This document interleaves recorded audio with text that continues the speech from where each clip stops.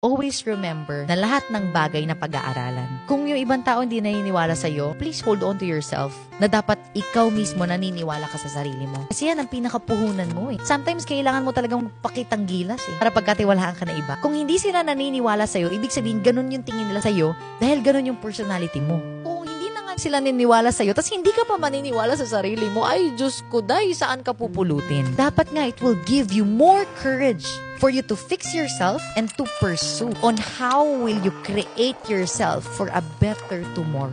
Yun ang mindset ko eh. Pag may tao hindi naniwala sa akin, hindi ko siya i-blame. Baka kasi yun talaga ako. Pero this time around, I will be more motivated. Yung pala yung tingin sa akin ng environment ko. OMG, I need to fix myself. Because if you think other way around, na ito yung tingin sa akin ng environment ko, ayoko na lang, kawawa naman ako. You will really not be able to fix yourself until when kanilang titignan na ganyan ka. In all due respect to myself, I will fix myself. And I will prove, not to them, but to myself, para umayos naman yung image ko at kahit anong pasukan ko, maniniwala sila sa akin.